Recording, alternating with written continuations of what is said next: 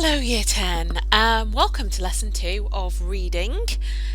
So far you've read the first 4 pages of the PDF and you have done a piece of analysis on this.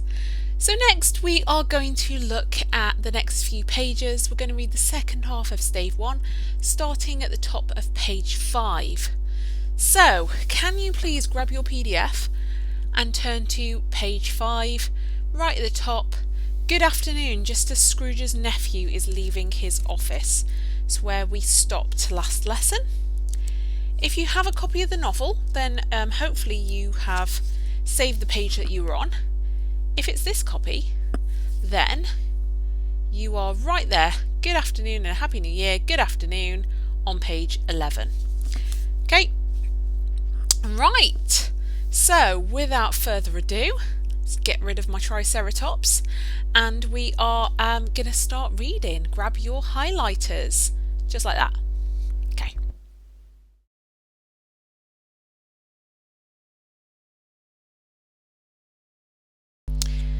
Good afternoon, said Scrooge. His nephew left the room without an angry word notwithstanding. He stopped at the outer door to bestow the greetings of the season on the clerk, who, cold as he was warmer than Scrooge, for he returned them cordially. "There's another fellow," muttered Scrooge, who overheard him. "My clerk, with 15 shillings a week, and a wife and family, talking about a Merry Christmas. I'll retire to Bedlam." This lunatic, in letting Scrooge's nephew out, had let 2 other people in. They were portly gentlemen, pleasant to behold, and now stood, with their hats off, in Scrooge's office. They had books and papers in their hands, and bowed to him. "Scrooge and Marley's, I believe," said one of the gentlemen, referring to his list. "Have I the pleasure of addressing Mr. Scrooge or Mr. Marley?" "Mr. Marley has been dead these 7 years," Scrooge replied. "He died 7 years ago this very night." "We have no doubt his liberality is well presented by his surviving partner," said the gentleman, presenting his credentials. It certainly was, for they had been 2 kindred spirits. At the ominous word liberality, Scrooge frowned and shook his head, and handed the credentials back. "At this festive season of the year, Mr. Scrooge," said the gentleman, taking up a pen, "it is more than usually desirable that we should make some slight provision for the poor and the destitute, who suffer greatly at the present time. Many thousands are in want of common necessaries. Hundreds of thousands are in want of common comforts, sir." So these men are collecting for charity to provide for the poor over Christmas. Scrooge's response. "Are there no prisons?" asked Scrooge. "Plenty of prisons," said the gentleman, laying the pen down again. "And the union workhouses?" demanded Scrooge. "Are they still in operation?" "They are still," returned the gentleman. "I wish I could say they were not." "The treadmill and the poor law are in full vigour, then?" asked Scrooge. "Both very busy, sir." "Oh, I was afraid from what you said at first that something had occurred to stop them in their useful course," said Scrooge. "I'm very glad to hear it." Okay, so Scrooge, as you will know, having learnt your context, is referring to the new poor laws in which workhouses were set up for the poor to provide, used very loosely, for them, so to give them a roof over their head. But unfortunately the kind of work that was done in these workhouses was awful, really inhumane stuff, so it was more like a prison than it was a place of sanctuary. So we can link this to the context. Scrooge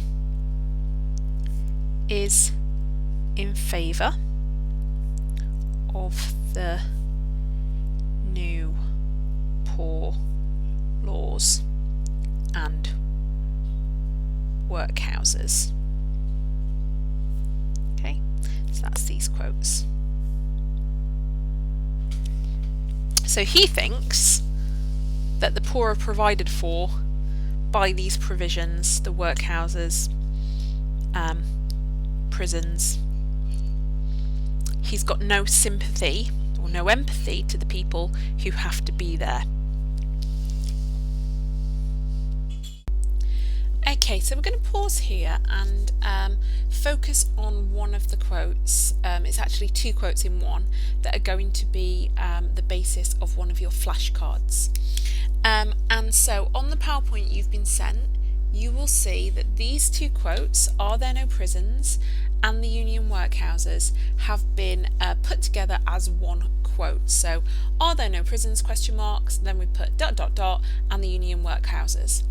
Now, as you know, you need to focus on a language technique.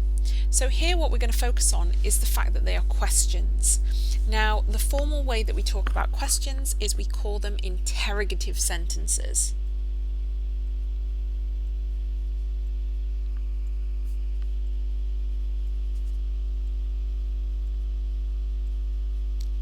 Now, as you know, when you are analysing sentence forms, you say what tone it creates. So here, you need to say creates an aggressive tone. So if you've got a copy of the book and a copy of the PDF, then you need to be annotating this. If you don't, then you bare minimum need to make a flashcard.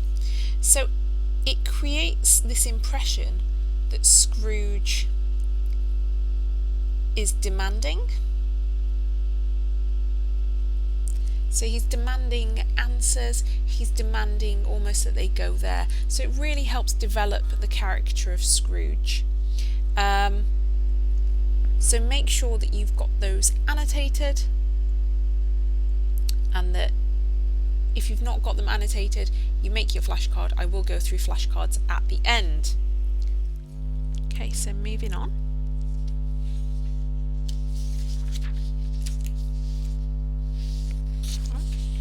Already done that page.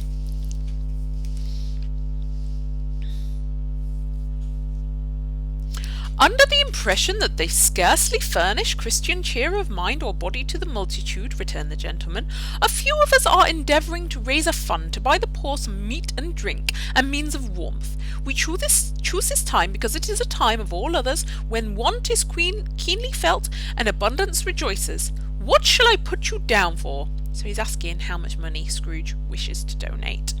Nothing, Scrooge replied. You wish to be anonymous? I wish to be left alone, said Scrooge. Since you ask me what I wish, gentlemen, there is my answer. I don't make merry myself at Christmas, and I can't afford to make idle people merry. I help to support the establishments I've mentioned. They cost enough, and those who are badly off must go there.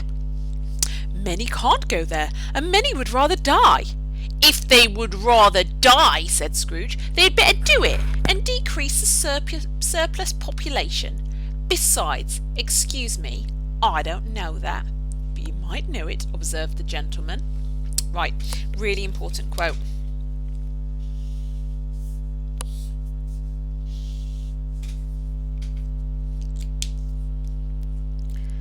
So, if they would rather die, they'd better do it and decrease the surplus population.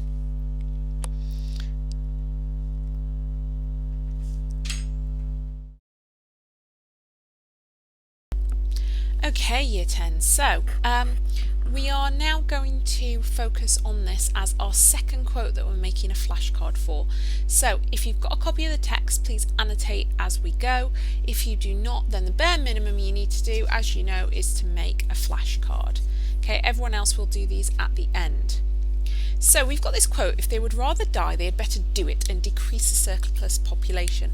And what I want to pick out in this quote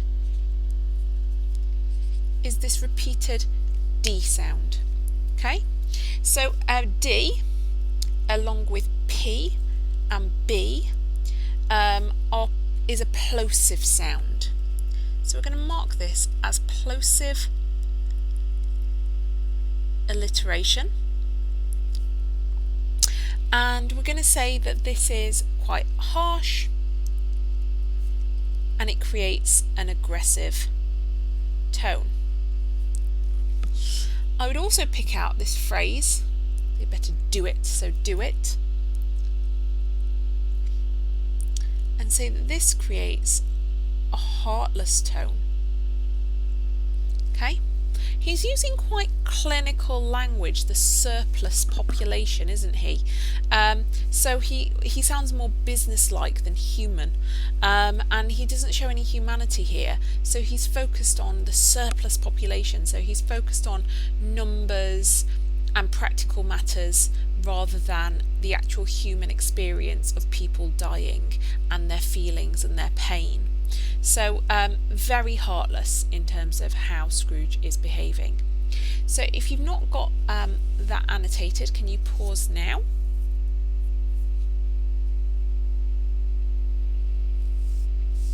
Okay, knitting needles at the ready, and we're going to continue. "But you might know it," observed the gentleman. "It's not my business," Scrooge returned. "It's enough for a man to understand his own business and not to interfere with other people's. Mine occupies me constantly. Good afternoon, gentlemen." Seeing clearly that it would be useless to pursue their point, the gentleman withdrew. Scrooge resumed his labours with an improved opinion of himself and in a more facetious temper than was usual with him.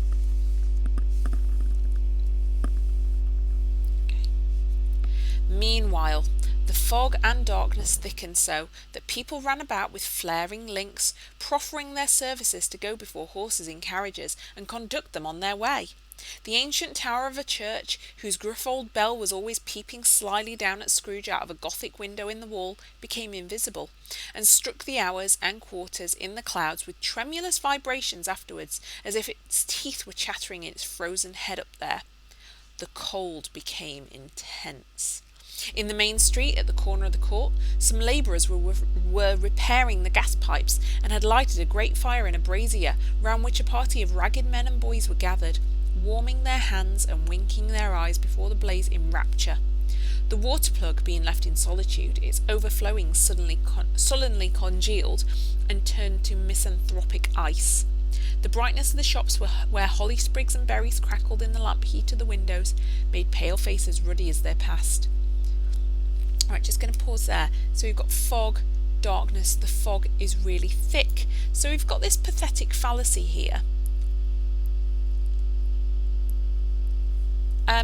Dickens clearly wants to build up this kind of eerie atmosphere where things can't be seen, night is falling. It will be relevant later in the chapter. But what Dickens is also doing is he's juxtaposing the labourers who were preparing gas pipes, who are having to kind of gather round a fire. These are working class men. So we've got this kind of juxtaposition of the working class and their desperation for a little bit of heat with Scrooge, who's very stingy above. Right. So we're going to go here from poulterers. Poulterers and grocers' trades became a splendid joke, a glorious pageant, with which it was next to impossible to believe that such dull principles as bargain and sale had anything to do. The Lord Mayor, in the stronghold of the mighty mansion house, gave orders to his 50 cooks and butlers to keep Christmas as a Lord Mayor's household should, and even the little tailor, whom he had fined 5 shillings on the previous Monday for being drunk and bloodthirsty in the streets, stirred up tomorrow's pudding in his garret, while his lean wife and the baby sallied out to buy the beef. Foggier yet, and colder, piercing, searching, biting cold. If the good St. Dunstan had but nipped the evil spirit's nose with a touch of such weather as that, instead of using his familiar weapons, then indeed he would have roared to lusty purpose. The owner of one scant young nose, gnawed and mumbled by the hungry cold as bones are gnawed by dogs, stooped down at Scrooge's keyhole to regale him with a Christmas carol, but at the first sound of "God bless you, merry gentlemen, may nothing you dismay," Scrooge seized the ruler with such energy of action that the singer fled in terror, leaving the keyhole to the fog and even more congenial frost. At length the hour of shutting up in the counting-house arrived. With an ill will, Scrooge dismounted from his stool and tacitly admitted the fact to the expectant clerk in the tank, who instantly snuffed his candle out and put on his hat. "You'll want all day tomorrow, I suppose," said Scrooge. "If quite convenient, sir."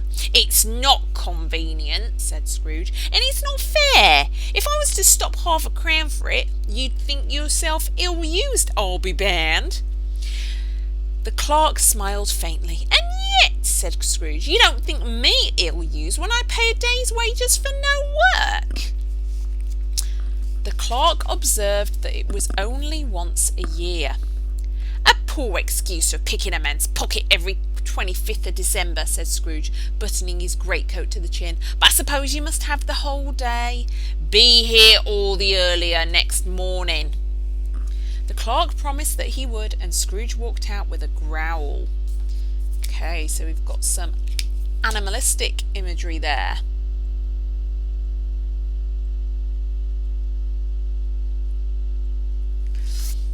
The office was closed in a twinkling, and the clerk, with the long ends of his white comforter dangling below his waist, for he boasted no greatcoat, went down a slide on Cornhill, at the end of a lane of boys 20 times, in honour of it being Christmas Eve, and then ran home to Camden Town as hard as he could pelt to play at blindman's buff.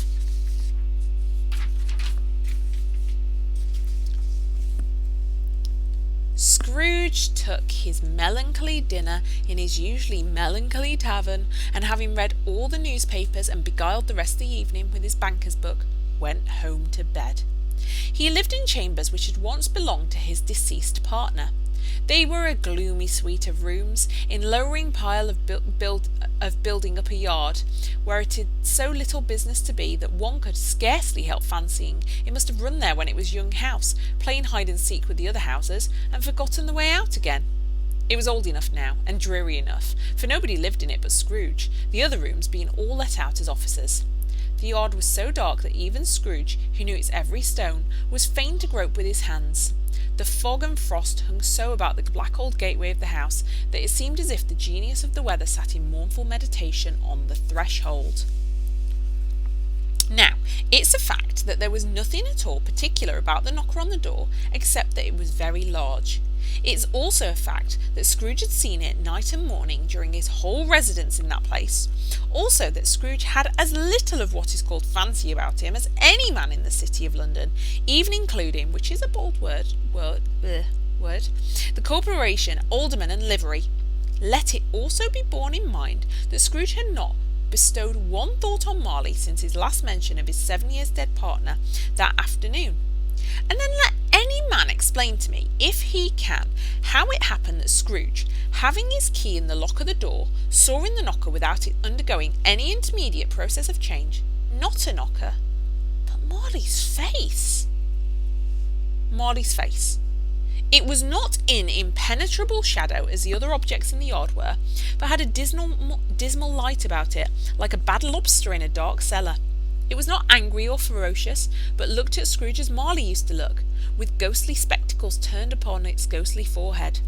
The hair was curiously stirred, as if by breath or hot air, and though the eyes were wide open, they were perfectly motionless. That, and its livid colour, made it horrible, but its horror seemed to be in spite of the face and beyond its control, rather than a part of its own expression. As Scrooge looked fixedly at this phenomenon, it was a knocker again. So I just want to clarify what's happened there. So Scrooge has gone home to his front door, and as he's gone to open the front door, the knocker has transformed into the face of Jacob Marley, his old business partner, who is dead. As we know from page 1, he is dead as a doornail. Okay, so he looks at it and it disappears. It goes back to being a door knocker again. So very spooky. Let's continue. To say that he was not startled, or that his blood was not conscious of a terrible sensation to which it had been a stranger from infancy, would be untrue. But he had put his hand upon the key he had relinquished, turned it sternly, walked in, and lighted his candle. He did pause with a moment's irresolution before he shut the door, and he did look cautiously behind it first, as if he half expected to be terrified with the sight of Marley's pigtail sticking out into the hall. But there was nothing on the back of the door except the screws and nuts that held the knocker on. So he said "Pooh, pooh," and closed it with a bang. The sound resounded through the house like thunder. Every room above and every casting in the wine merchant's cellars below appeared to have a separate peal of echoes of its own. Scrooge was not a man to be frightened by echoes. He fastened the door and walked across the hall and up the stairs, slowly too, trimming his candle as he went.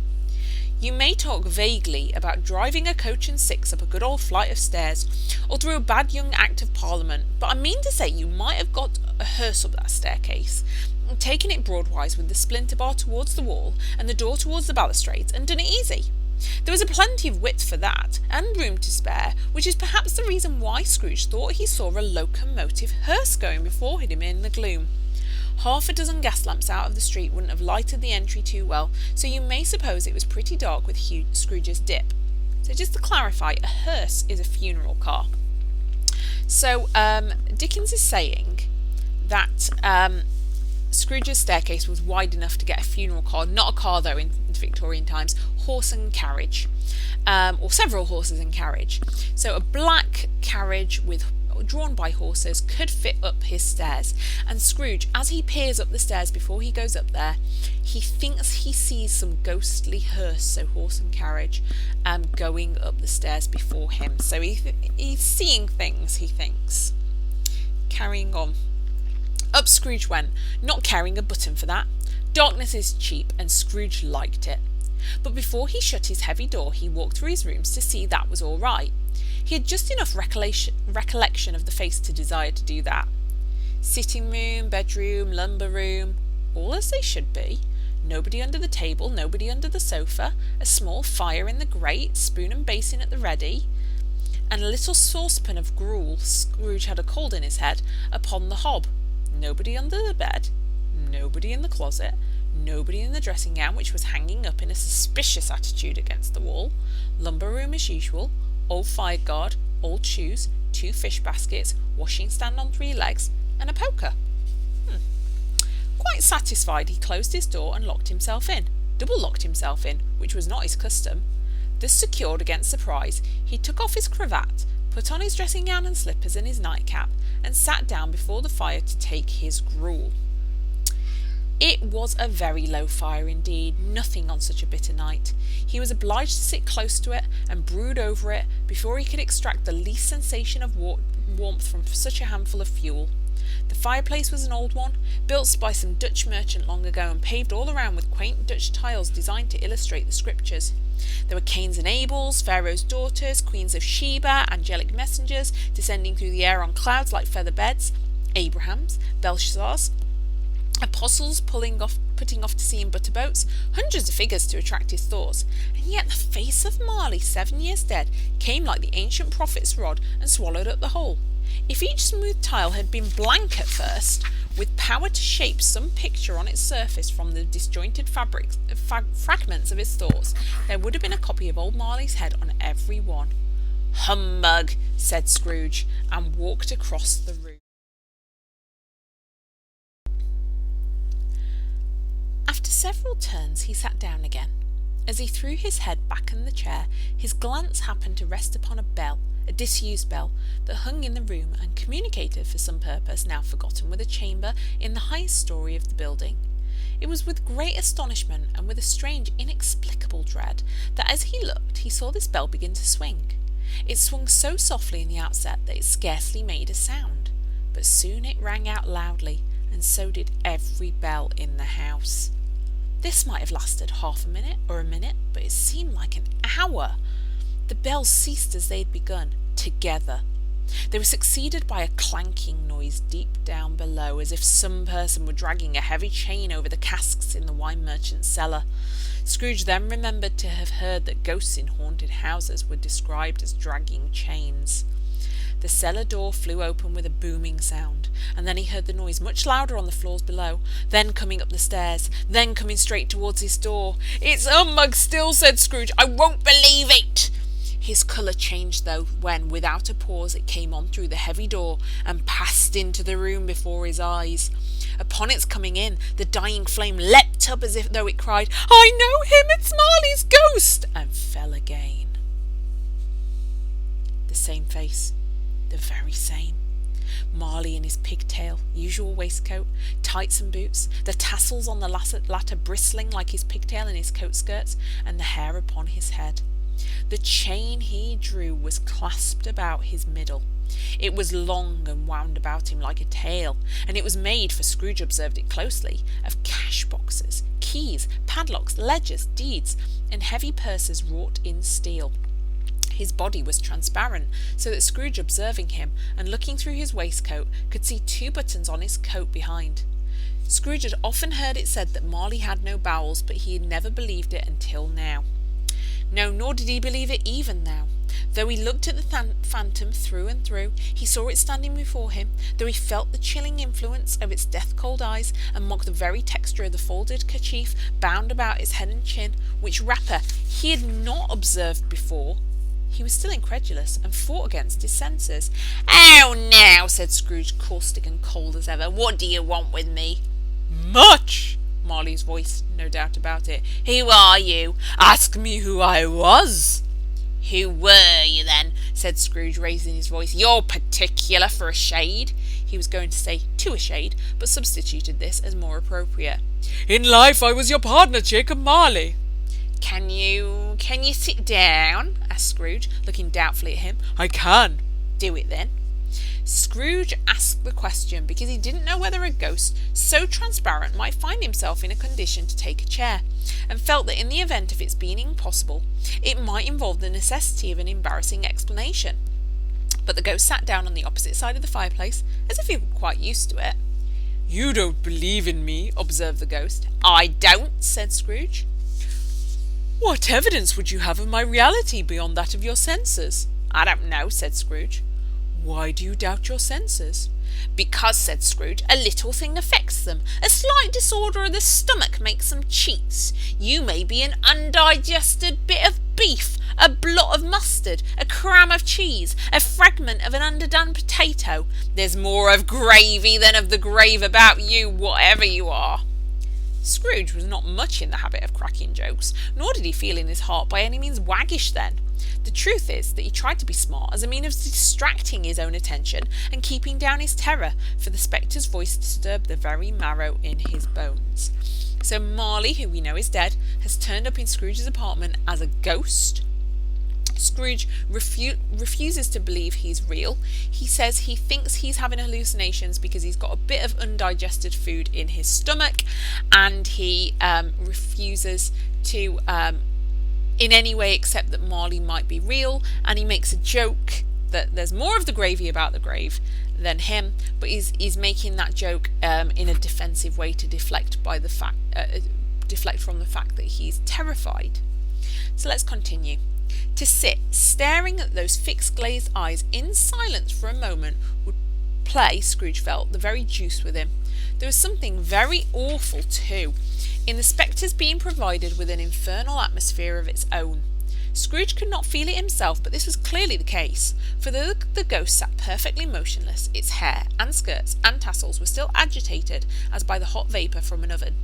"You see this toothpick?" said Scrooge, returning quickly to charge, for the reason just assigned, and wishing, though it were only for a second, to divert the vision's stony gaze from himself. "I do," replied the ghost. "You are not looking at it," said Scrooge. "But I see it," said the ghost, notwithstanding. "Well," returned Scrooge, "I have just to swallow this, and be for the rest of my days persecuted by a legion of goblins, all of my own creation. Humbug, I tell you, humbug." At this, the spirit raised a frightful cry, and shook its chain with such a dismal and appalling noise that Scrooge held on tight to his chair to save himself from falling in a swoon. But how much greater was his horror when the phantom, taking off the bandage round its head as if it were too warm to wear indoors, its lower jaw dropped upon its breast. So there is a bandage around Marley's face, and when he takes that bandage off, his jaw just drops down onto the top of his chest, so it's not connected to his face anymore. Scrooge fell upon his knees and clasped his hands before his face. "Mercy!" he said. "Dreadful apparition, why do you trouble me?" "Man of the worldly mind," replied the ghost, "do you believe in me or not?" "I do," said Scrooge. "I must. But why do spirits walk the earth, and why do they come to me?" "It is required of every man," the ghost returned, "that the spirit within him should walk abroad among his fellow men and travel far and wide, and if that spirit goes not forth in life, it is condemned to do so after death. It is doomed to wander through the world, woe is me, and witness what it cannot share, but might have shared on earth and turned to happiness." Again the spectre raised a cry, and shook its chain and wrung its shadowy hands. "You are fettered," said Scrooge, trembling. "Tell me why." "I wear the chain I forged in life," replied the ghost. "I made it link by link, and yard by yard. I girded it of my own free will, and of my own free will I wore it. Is this pattern strange to you?"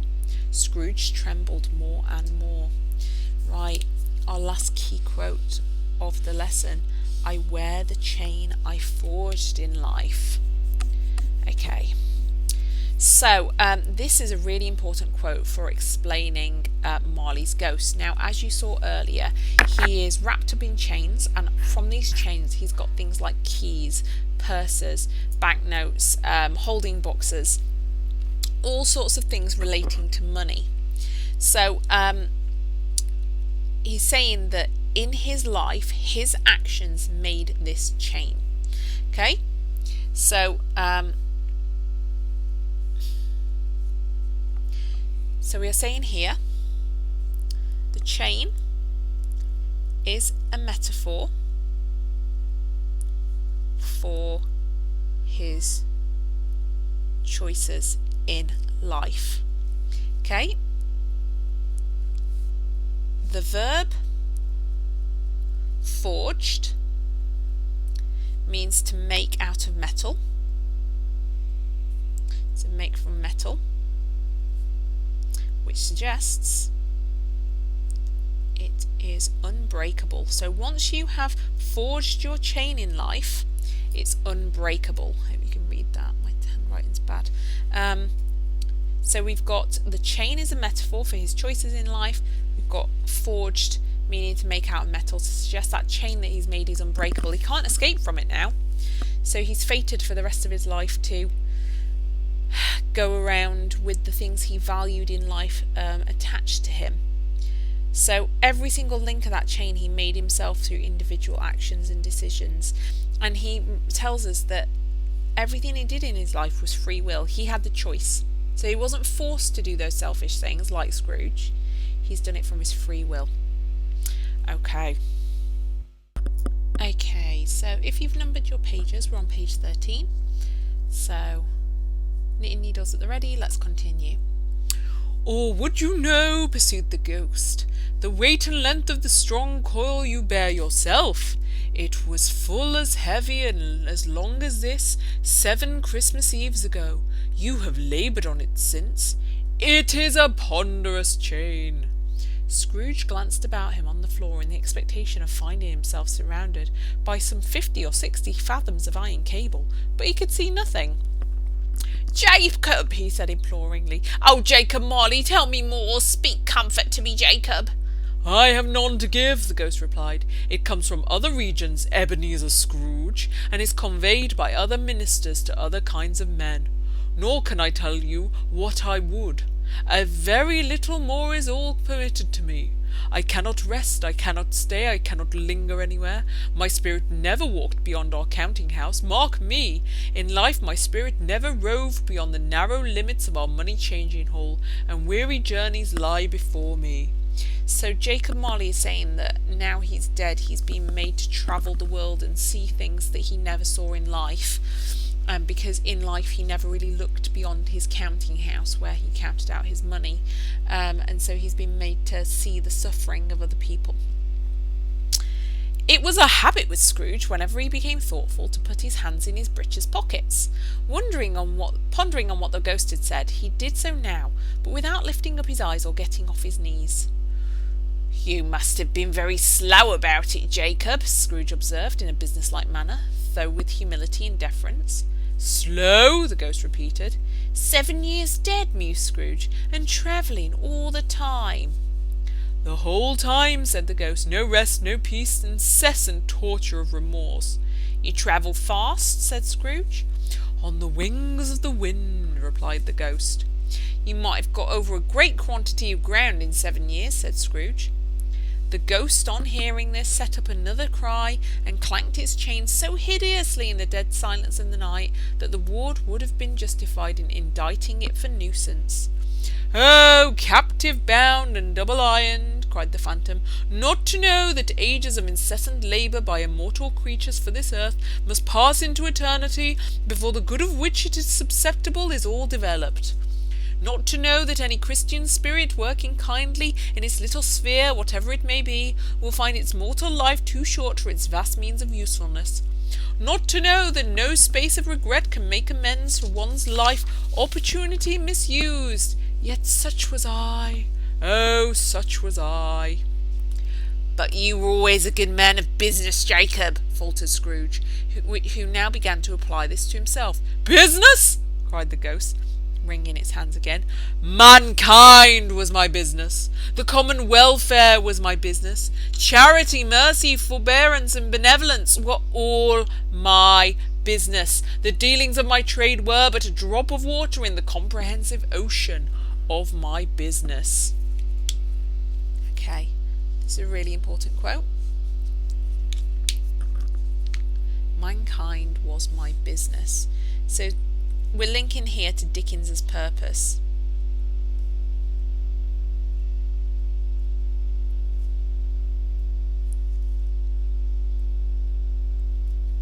And his message of social responsibility.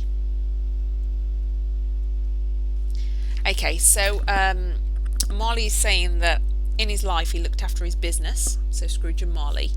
But what he's saying is that actually in minding his own business, he didn't really look out for anyone other than himself. So that's what he means by mankind was my business.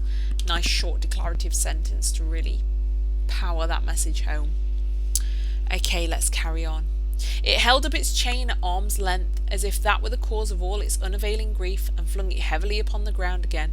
"At this time of the rolling year," the spectre said, "I suffer most. Why did I walk through crowds of fellow beings with my eyes turned down, and never raise them to that blessed star which led the wise men to a poor abode? Were there no poor homes to which its light would have conducted me?" Scrooge was very much dismayed to hear the spectre going on at this rate, and began to quake exceedingly. "Hear me," cried the ghost, "my time is nearly gone." "I will," said Scrooge, "but don't be hard upon me. Don't be flowery, Jacob, pray." "How is it that I appear before you in a shape that you can see? I may not tell. I have sat invisible beside you many and many a day." It was not an agreeable idea. Scrooge shivered and wiped the perspiration from his brow. "That is no light part of my penance," pursued the ghost. "I am here tonight to warn you that you have yet a chance and hope of escaping my fate, a chance and a hope of my procuring Ebenezer." So Marley has said that he has agreed or sorted out a chance for Scrooge to escape the fate that Jacob Marley suffered. So Jacob Marley is made to travel the world non-stop, looking at other people's misery and suffering, and he hates it, and he wants to save Scrooge from that. So he's there that night with a message for Scrooge. He's going to go through this night to learn his lesson, and hopefully at the end of it, Scrooge will learn not to be so horrible and care just about money. Okay, that's what he means. "You were always a good friend to me," said Scrooge. "Thank ye." "You'll be haunted," resumed the ghost, "by 3 spirits. Scrooge's countenance fell almost as low as the ghost's had done. "Is that the chance and hope you mentioned, Jacob?" he demanded, in a faltering voice. "It is." "Ah, I think I'd rather not," said Scrooge. "Without their visit," said the ghost, "you cannot hope to shun the path I tread. Expect the first tomorrow, when the bell tolls 1. "Couldn't I take 'em all at once and have it over, Jacob?" hinted Scrooge. "Expect the second on the next night at the same hour. The third upon the next night, when the last stroke of 12 has ceased to vibrate. Look to see me no more, and look that for your own sake you remember what has passed between us." When it had said these words, the spectre took its wrapper from the table and bound it round its head as before. Scrooge knew this by the smart sound its teeth made when the jaws were brought together by the bandage. He ventured to raise his eyes again, and found his supernatural visitor confronting him in an erect attitude, with its chain wound over and about its arm. So, the ghost of Marley has said, tonight, you're going to have a ghost come at 1. Tomorrow night, ghost at the same time. The night after, at midnight. The apparition walked backward from him, and at every step it took the window raised itself a little, so that when the spectre reached it, it was wide open. I hope you all understand this word spectre. It means ghost. It beckoned Scrooge to approach, which he did. When they were within 2 paces of each other, Marley's ghost held up its hand, warning him to come no nearer. Scrooge stopped. Not so much in obedience as in surprise and fear, for on the raising of the hand he became sensible of confused noises in the air, incoherent sounds of lamentation and regret, wailings, inexpressibly sorrowful and self-accusatory.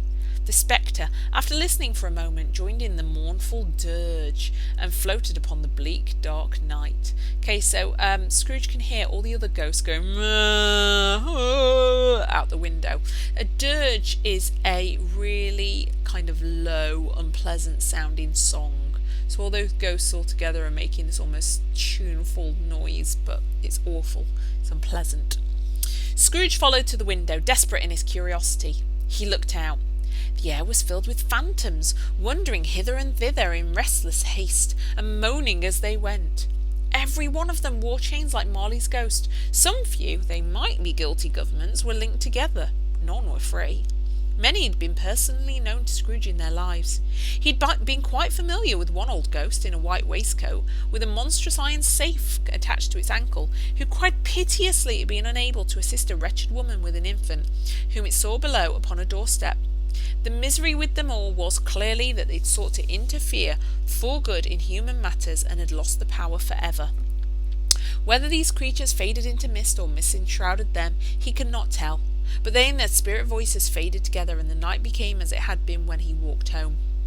Scrooge closed the window and examined the door by which the ghost had entered. It was double locked, and he had locked it with his own hands, and the bolts were undisturbed. He tried to say handbag, but stopped at the first syllable. And being, from the emotion he'd undergone, all the fatigues of the day, the glimpse of the invisible world, or the dull conversation of the ghost, or the lateness of the hour, much in need of repose, went straight to bed without undressing, and fell asleep upon the instant. Right, that is reading done for today. Well done.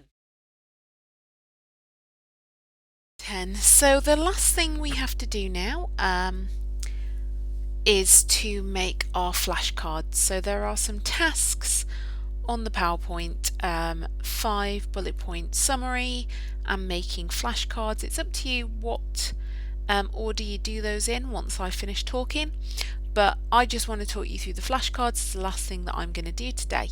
So what you need to do is get a piece of card or get a piece of paper. You don't need to order lots of fancy flashcards that are pre-made from Amazon like a lot of people do. A piece of paper will be absolutely fine. As I've said before, keep them stored all in a folder with your copy of A Christmas Carol and all your other flashcards. So let's start. So it's two-sided. On the first side, you don't want the quote. You want to say, where is the quote from?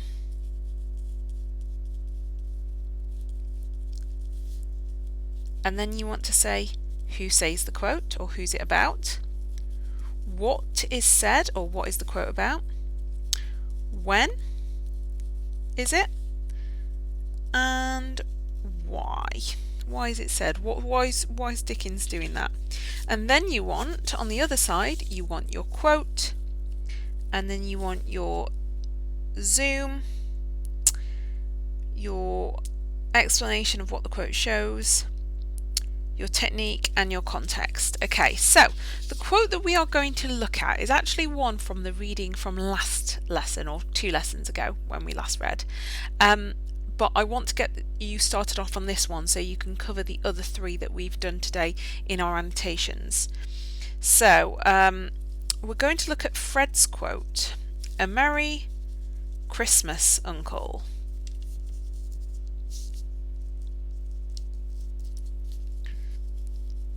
God save you. Okay, so make sure you've got that quote down on one side of your flashcard. Merry Christmas, Uncle! Exclamation mark, God save you. Right, so let's start on the other side. Where's this from? So it's from Stave 1. Okay, and the physical where is Scrooge's office.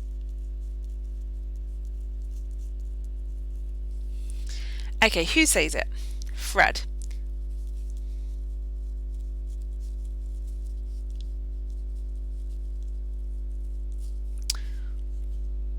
What?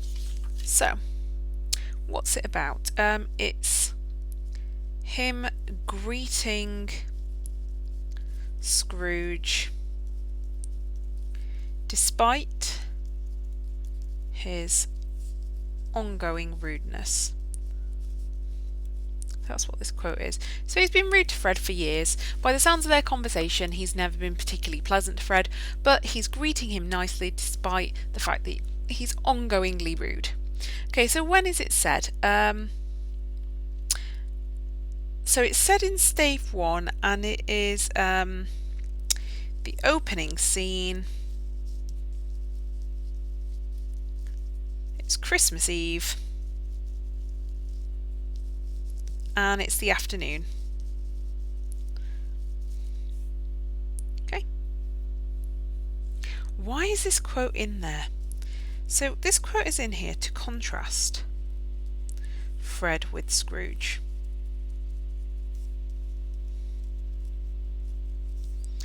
And show the capacity for man to be to be kind and friendly. Okay, so it shows how man can be, even though Scrooge isn't. Okay, so if you need to copy that down onto your flashcard, please pause the video now. Okay, let's move on. So we've got our quote. So now we want to do our zoom or our zooms multiple.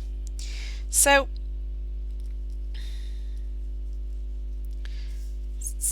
God is obviously a religious image.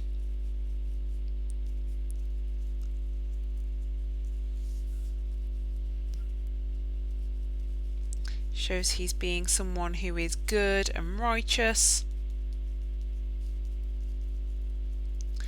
And then save. I think this is foreshadowing for Stave 4. So it suggests to us that Scrooge is in danger. Well, he's in danger of going to hell if he wants God to save him. Okay, so those two words work together.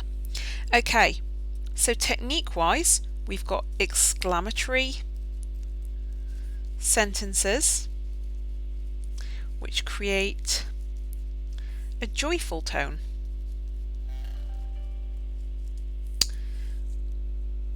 What is this quote for? So this is a contrast or a direct juxtaposition. So this is why it's in here.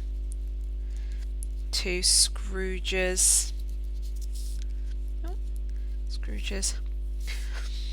miserly. So when you're a miser, you're miserable, mean. So his miserly behaviour. And then the context.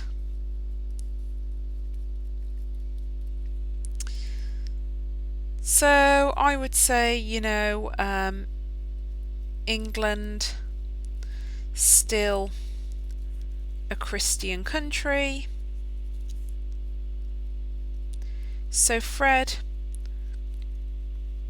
represents the masses, the majority of people. Okay, if you need to, please pause that now.